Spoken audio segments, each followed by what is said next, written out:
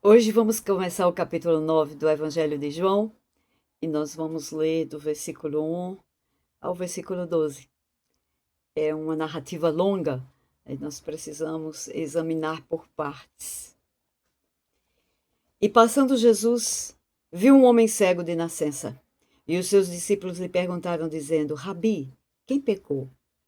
Este ou seus pais, para que nascesse cego? Jesus respondeu: Nem ele, nem seus pais, mas foi assim para que se manifestem nele as obras de Deus. Convém que eu faça as obras daquele que me enviou enquanto é dia.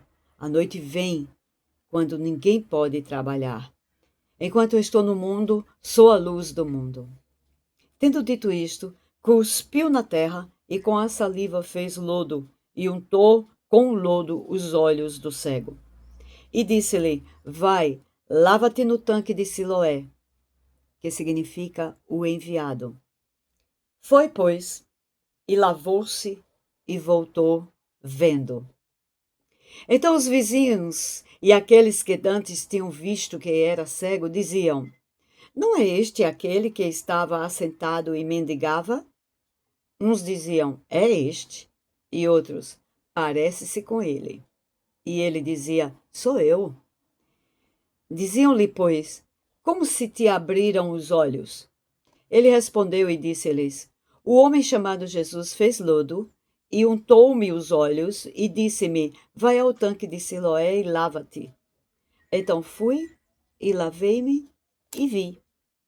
Disseram-lhe, pois: Onde está ele? Respondeu: Não sei. Esta é uma passagem muito interessante. E é interessante examinar aqui detalhe por detalhe. Os detalhes falam e falam da grandeza de Deus. Primeira coisa que vemos aqui é a sensibilidade de Jesus. Ele vem e observa e vê o homem cego. Não é uma cegueira qualquer, é uma cegueira de nascença. Não é uma cegueira adquirida, é algo que vem desde o berço, de nascença. E aí vem a pergunta clássica, não é? Quem pecou? Este ou seus pais? Porque esta é uma pergunta comum. Por isso que estamos dizendo pergunta clássica, a pergunta comum.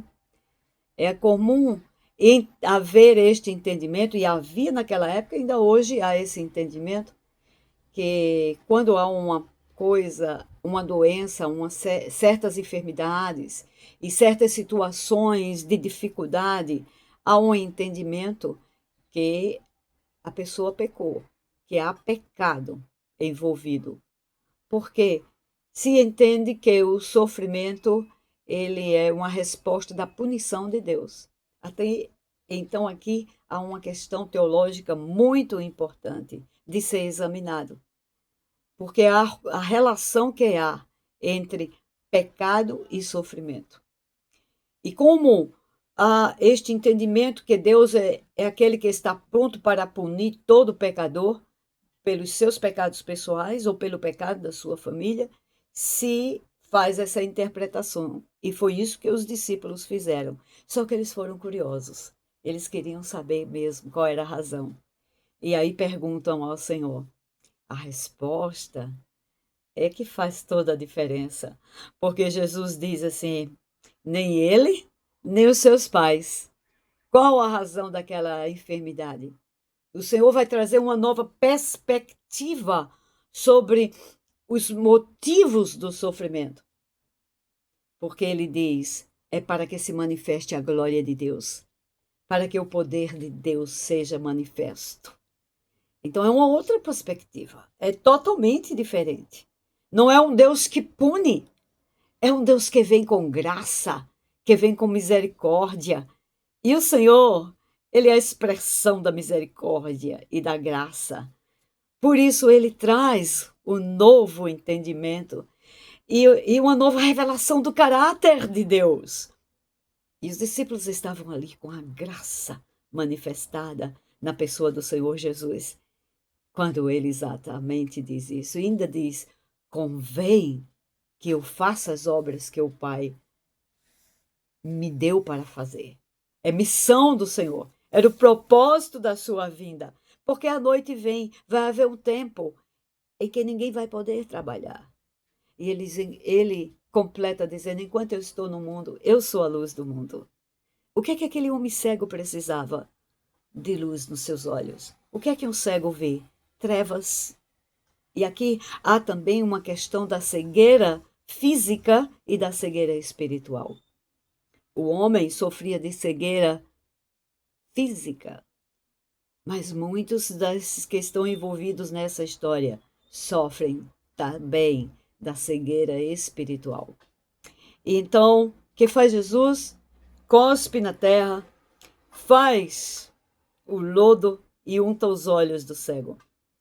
E aqui nós estamos vendo a obra primária de Deus. Porque isso nos faz lembrar Gênesis, quando Deus pôs a mão na massa, como diz, para modelar o homem. Todas as coisas foram formadas pelo comando da palavra de Deus, mas o homem foi formado pelas mãos de Deus. O que ele faz? Ele toma do pó da terra e forma um homem. Jesus estava lá. Na pré-existência, ele estava lá. Não tinha o nome de Jesus, mas é Deus. E aqui, ele faz a mesma coisa. Ele toma do pó da terra e unta os olhos daquele homem. E vem o comando. Vai até o tanque de Siloé. É interessante a tradução deste tanque, do nome desse tanque. O enviado. Então, o cego é enviado ao tanque, mas Jesus também é um enviado. Jesus é enviado do Pai para trazer luz ao mundo, para trazer luz aos cegos, para que aquele que não veja venha a enxergar, a ver, para abrir os olhos. E o homem simplesmente obedece. É muito, claro, as atitudes desse homem cego precisam ser examinadas mesmo também. Porque ele crê, ele não pergunta, ele não questiona, ele não faz, não expressa dúvida nenhuma, ele simplesmente obedece. E porque o versículo 7 diz: foi, pois, e lavou-se e voltou vendo. Há uma obediência. E esta caminhada deste homem para o tanque, até o tanque, também é algo sobre a fé. Ele tinha que exercer a fé, que praticar a fé. A fé não é algo passivo, é ativo, como nós já falamos aqui. A fé sem obra é morta, e ele age de acordo com o comando que recebeu. Então ele vai ao tanque e lava-se. E aí volta vendo. Nós podemos enxergar aqui coisas que antes não víamos, porque ele obedece sem questionar e ele recebe a bênção do Senhor.